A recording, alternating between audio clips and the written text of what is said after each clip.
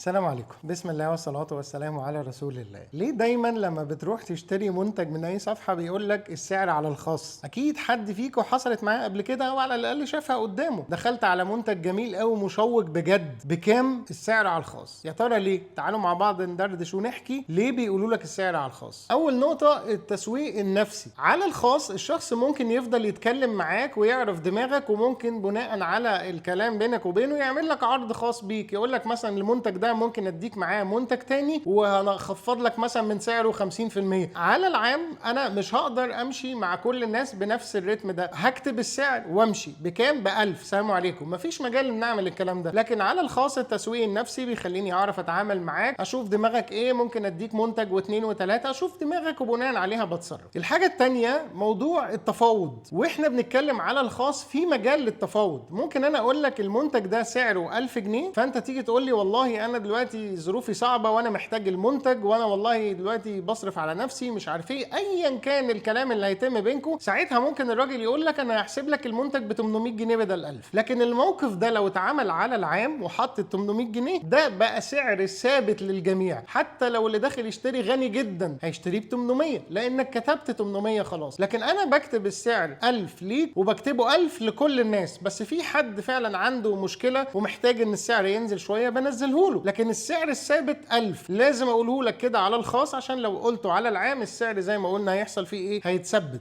ثالث حاجه الهروب من المنافسين. في ناس لما بتكتب السعر على العام لكله المنافس بتاعه بيروح يضرب السعر ده ويحط سعر اقل منه، وبتحصل طبعا مشاكل والسوق بيتطربق على الجميع. فساعات السعر لما بيبقى على الخاص بيبقى فيه شويه صعوبه من المنافس انه يعرف، لازم بقى يبعت حد يسال ومش عارف ايه ويرجع بقى يعمل نفس الحركه، بس ما بتبقاش بسهوله ان السعر يبقى محطوط على العام على طول يعني. رابع حاجه وهي بقى اهم حاجه، موضوع الريتش، جذب التفاعل. لما الناس بتكتب كومنتس كتير في الصفحه ده بيعلي الريتش. ده بالنسبه لمواقع السوشيال ميديا كلها الالجوريزم بتعتمد على ان اي موضوع الناس بتقعد تكتب فيه تعليقات فده هوت توبيك، موضوع ساخن، فموضوع مثير، فالناس كلها تبدا تدخل، معناه ان في حاجه هنا كويسه. هو ده مقياس السوشيال ميديا. هو مش عارف الكلام ده صح ولا لا، وده نفس اللي بيحصل لما حد بيعمل حاجه غلط والناس بتدخل تشتمه كتير. هو الالجوريزم شايف الشتايم الكتير دي تعليقات، ومش دعوه الناس بتشتم ولا لا. في هنا دوشه، في هنا خناقه، في هنا ريتش. هي دي الفكره. غير لما انت تكتب السعر على العام، ايه اللي هيخش يشوفه بكام؟ ب1000. سلام عليكم. مش هيكتب. لكن انا لما بكتب بوري كمان الناس اللي عندي اسامه كومنتد اون كذا، فيخشوا يشوفوا ايه ده، هو اسامه عمل كومنت على ايه؟ على المنتج ده، ما تخلينا نبص بصه، عجبني، بكام ده؟ فاروح كاتب، فاللي بعد يشوف نفس القصه وهكذا. فالريتش مهم جدا في القصه دي. السبب الخامس ان في بعض المنتجات اسعارها بتتغير، والناس ما تقدرش تفضل ترجع تعدل على البوستات القديمه. فبتحصل فعلا ساعات ان انا بحط بوست وبعد شهر بيجي حد يسالني على المنتج بالسعر اللي مكتوب ده لو انا كاتبه يعني، وبعدين يكتشف ان السعر زاد، فهو ممكن يتضايق مني او يشتمني او يحصل اي مشكله فيها عدم ثقه. هو شايف كده مع ان مش صح الكلام ده. هو الفكره ان السعر اتغير، فعدم وجود السعر هنا انا اقدر اتحكم بعد كده. لو السعر اتغير لما تيجي تكلمني على المنتج هقول لك بكذا، فهنا مش هتلاقي اختلاف بين السعر اللي قلته لك واللي في البوست، لان انا اصلا في البوست مش كاتب سعر ببساطه شديده جدا. ودي حاجه انا متفق عليها، السعر لازم يكون دايناميك ما دام السوق بيتغير والسعر مش ثابت. طيب اول حاجه هيجي حد يتخانق معايا دلوقتي ويقول لي هو انت بتبرر لهم؟ اقول لك لا، انا بشتري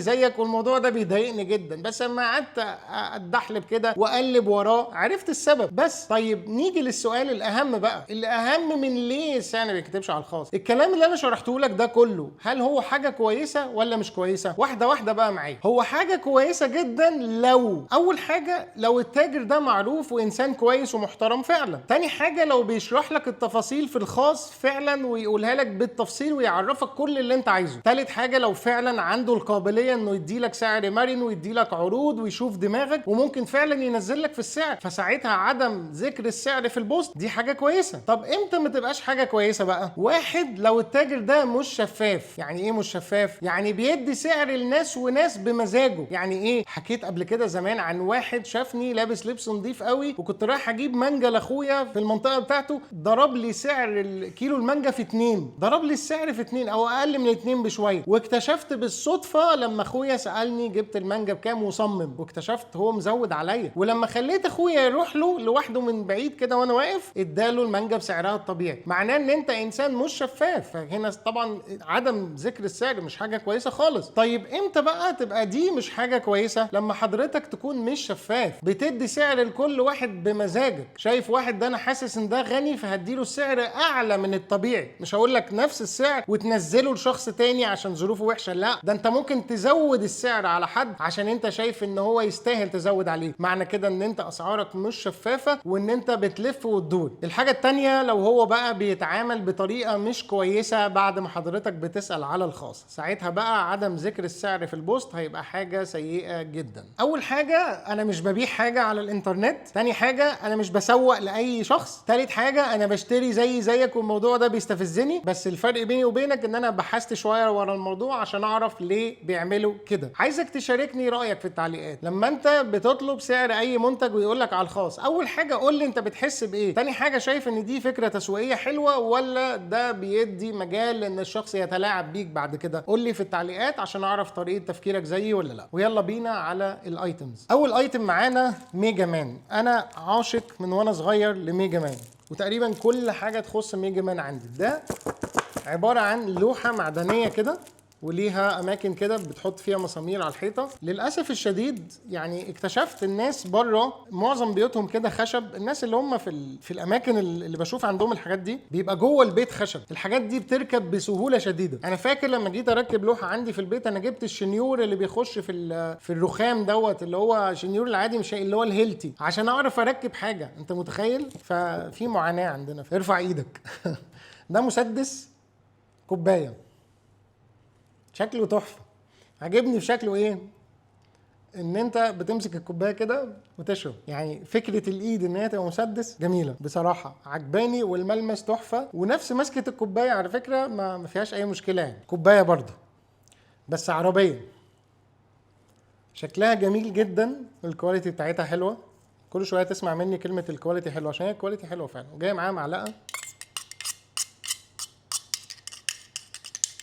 بصراحه جامده، عجباني قوي. ده شطرنج بس غير اي شطرنج. انا بنصح جدا لو ابنك من النوع اللعبي بيحب يلعب، لعبه شطرنج، حاجه يستفيد بيها بدل العاب الموبايل والكلام ده. اكتر حاجه عجبتني في الشطرنج ده ملمس القطع معدن بس في نفس الوقت مش تقيله جدا، بس الكواليتي بتاعتها جميله قوي قوي قوي وبتلمع، وملمسها حلو قوي وانت بتلعب. في فضي وذهبي. بعض الناس اللي بتلعب شطرنج يحسوا الموضوع رخم وغريب، يعني دكتور نوفل حبيبي، الناس التوب في الشطرنج، فكره انك تلعب بقطع ذهبيه وقطع فضيه حاسس ان هي غريبه شويه. دايما متعودين الابيض والاسود، فغير كده بتبقى رخمه شويه، ودي الحاجه اللي مش عجباني فيه. لكن غير كده كل حاجه يعني بجد تمام. يعني اخر قطعه معانا، لو انت عندك عربيه بتحطها على التابلو، او ما عندكش عربيه، اول حاجه ربنا يرزقك وتجيب عربيه وبعدين تبدأ تحط القطعة دي على التابلو. هو شكل سمايلي، بتشرب سيجار. السيجار وحش والسجاير وحشة، عادة سيئة، بس يعني من الحاجات اللي بتروش. طبعا أنا شفتها في عربية قبل كده وعيني كل شوية بتروح عليها، فلو أنت بتسوق وبصيت عليها هيروشك. فالمفروض يعني دي تحطها على اليمين خالص للناس اللي قاعدة جنبك، مش ليك أنت، عشان ما تتروش. بس هي لطيفة جدا وجميلة يعني. وكالعادة كواليتي حلوة. يا رب يا جماعة الفيديو يكون عجبكم. اشوفكم ان شاء الله مع فيديو جديد. سلام عليكم.